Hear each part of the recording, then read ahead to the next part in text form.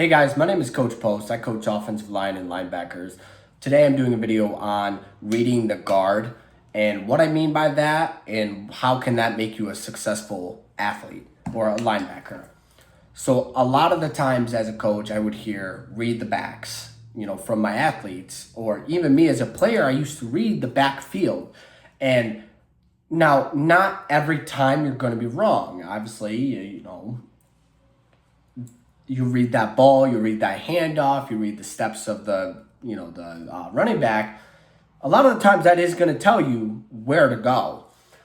But sometimes, you'll have your counters, your cutback, and your reverses, and those are designed and used when another coach or the opposing coach of the team is watching the linebackers of the other team reading the ball and coming hard to that read and the ball, and now they'll call a reverse, and they're hoping that these linebackers who are already all game and flowing to the ball, they're hoping to get somebody coming down and a reverse or a counter and have all this open field because these linebackers are coming in, these ends, the what forth.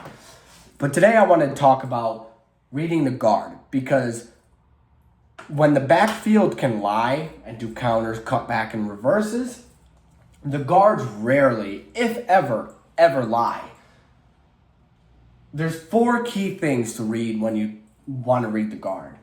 They can either block out, they can block in or you, they can pull, or they can have a high hat.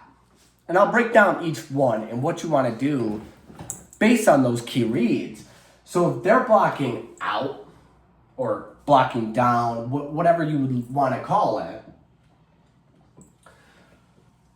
you want to squeeze to your gap. And what do I mean by that? Now, we always taught downhill. So we're taking our downhill reads. Hopefully when you're taking your downhill reads, we always taught 2 steps downhill when that ball snapped. So that ball snap, you're already 2 yards down to the backfield.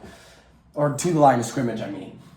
So if you're already taking your read steps and you read that this guard is blocking out, now you're squeezing to your gap control, because we're a gap control defense and many teams are.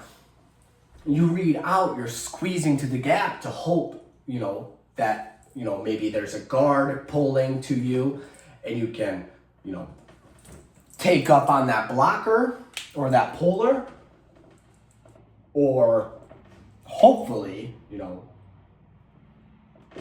the back will come right to you. And then you make a tackle at the line of scrimmage or even farther.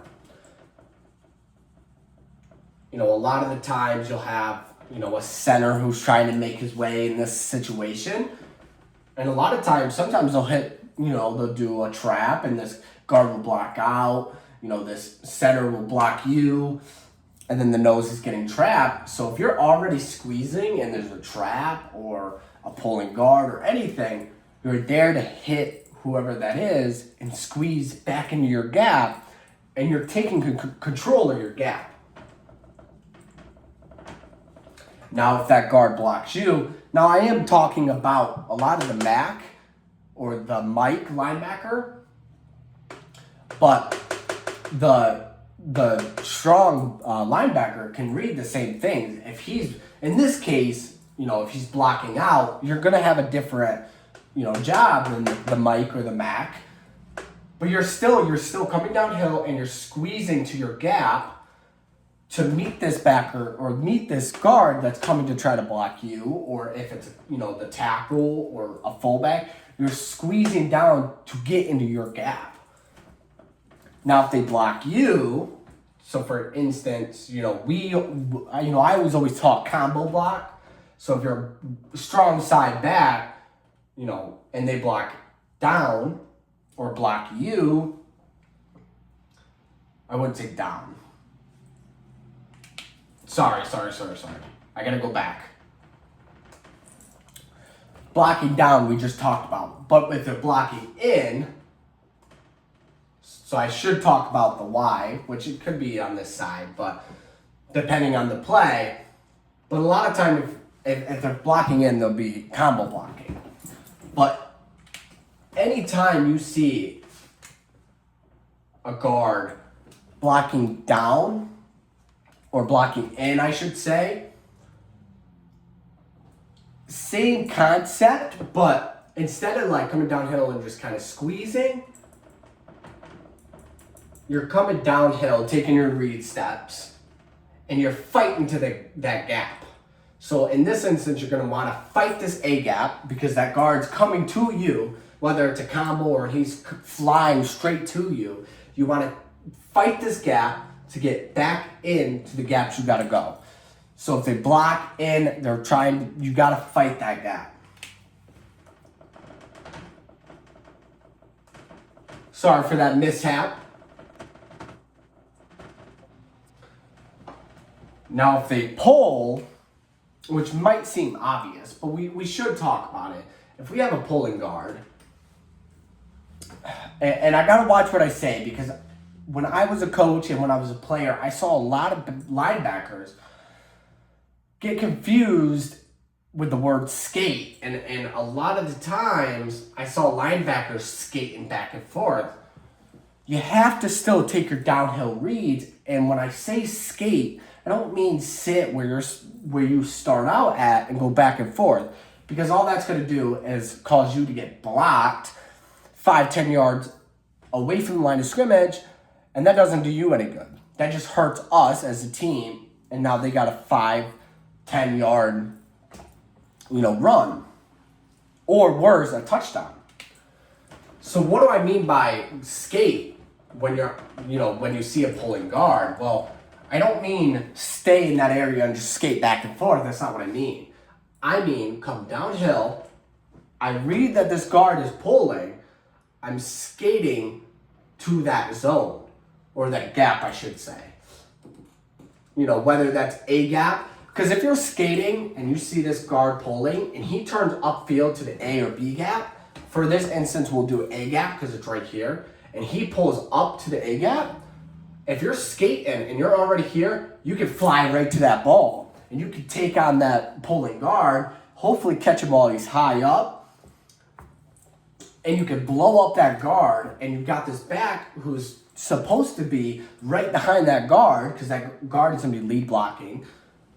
Hopefully, you either knock the guard into him or you get free enough to hit that guard out of the way, and now you got the back. But best case scenario, because it's high school football, it's hard to hit a 200-300 pound guard and then make a tackle. But if you're able to even just stop this guard in its tracks, this back has nowhere to go in that gap. He's going to have to fly where we have help. Because hopefully this back side or this strong side is flowing and this other back is flowing or skating. So if he bounces back, he's got a guard here, or the shark or strong linebacker coming down. He's got an end, he's got a nose, wherever the nose is going.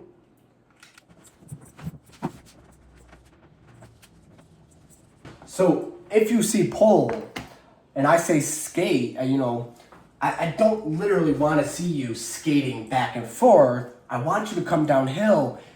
And I think a better word for it is to flow. You want to really flow to that side, because we want all the backers flowing to the ball. So, flowing to that pole, flowing to the ball, to all be in that central area. And if you're play side, once you flow to that area and you see that back or that guard or anybody who's coming to lead block, you got to be there to blow it up.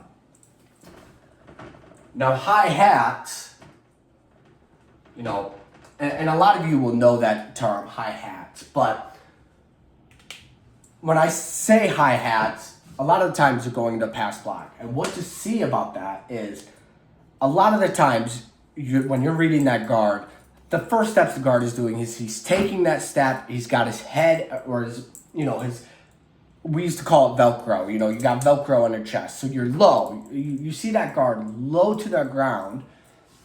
But when he pops up, you're reading pass. The first thing you want to do is you want to drop into your zone. If that back or if that guard has high hat and he's first step, reading the guard with steps on pass isn't going to really help you, because a lot of times we used to teach, step and hinge, and that's not going to do you any good. But if you see the hi-hats, the helmet, and that's what we mean, hi-hat. The helmet it shoots up, and they're already high. They're ready to take on any blocker that's coming, any blitzer, anything. You want to get, I read this, hi-hats, I got to get to my zone, whether you're in a cover 3, and, depending on where you are or what the play is called, you got to get to your zone.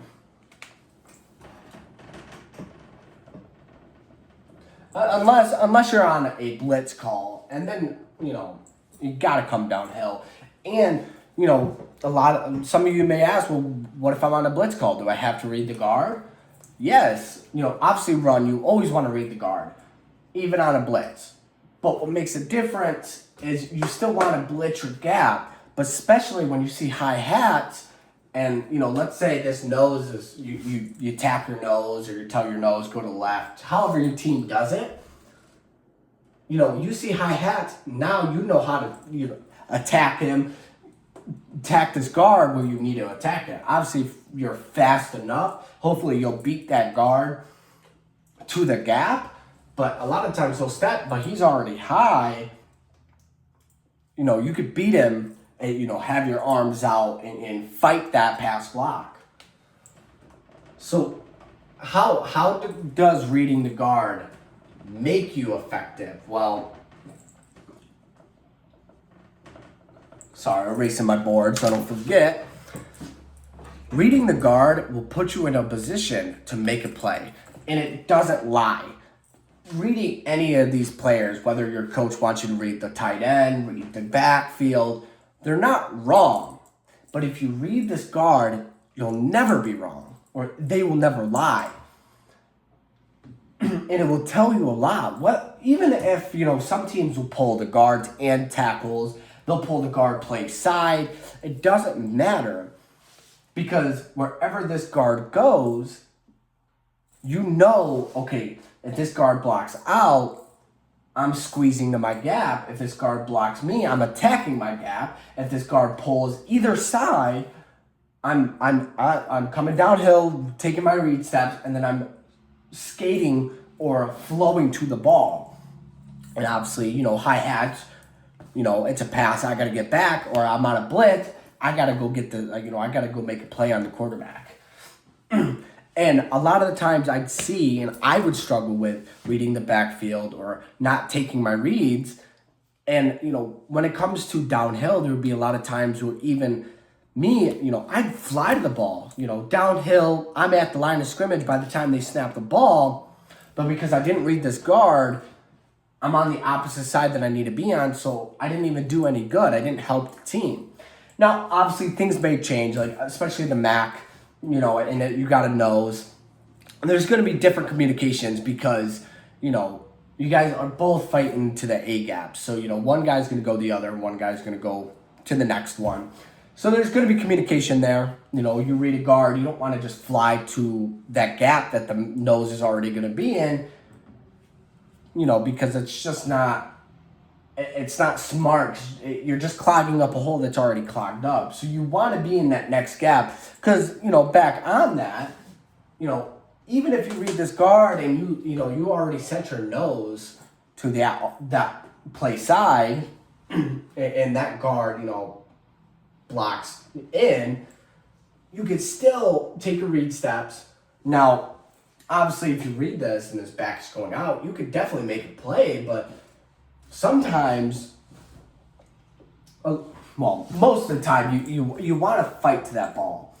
But just coming here, you're just going to keep getting blocked. And this back is still going to have an easy way to the first down or the touchdown or even 4 yards.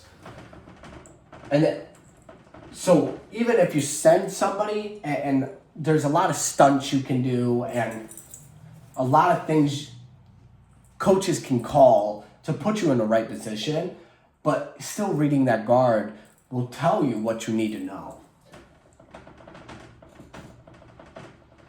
And a lot of defense, all the defense is reaction. The offense knows where they're going. The offense knows what they have to do. But on defense, we're reading to hope that, if we read it the right way, we'll know what they're doing as well. And that will make you call, or that will cause you to mess up their plays or make a play. So it will cause you to be not only a better player by reading, but it's going to put you in a better spot to make plays. And that's what coaches ultimately are looking for. They're not looking for a 300-pound, 200-pound linebacker who can hit somebody really hard if they're on skates. Obviously if they make a tackle, that's good. You want them on the field, but we want you to make plays behind the line of scrimmage or at the line of scrimmage at worst. So being able to read that guard is going to make you so much better at being a linebacker and making plays. So with that said, I think this wraps it up. And, if there's any questions, feel free to, leave a comment, reach out to me as a coach. Maybe I'll put my email or my Instagram, something in the bio or whatever I post this on. But, this is the key steps to reading on defense. And if anybody needs to reach out for questions or anything, reach out. In the future, I'd love to do coaching clinics. So if that's something you're interested about, leave a message, comment, anything that you can do to, say, hey, I'd love to do this in person. I'd love to take reps because, I didn't understand this when I was an athlete. So feel free to reach out to me. I'll give all the information out in the future. I'd love to do clinics or, one-on-one coaching drills. So I'll leave all the information on that. But have a good day and enjoy.